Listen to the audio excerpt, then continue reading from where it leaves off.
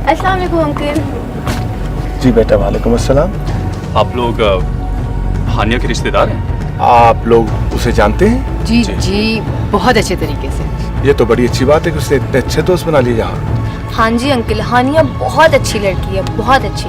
जी, वो इतनी अच्छी है कि पूरी यूनिवर्सिटी में लोग उसकी तारीफें करते नहीं थकते।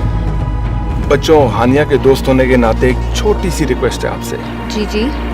मैं ये कुछ पेपर्स हैं जो स्कॉलरशिप के अकाउंट ऑफिस से क्लियर करवाना चाह रहा हूँ। हानिया से बात हो चुकी है, वो बस अभी आती होगी। तब तक आप अहमद का ख्याल रख लें। जी अंकल। बेटा, मैं भी आया।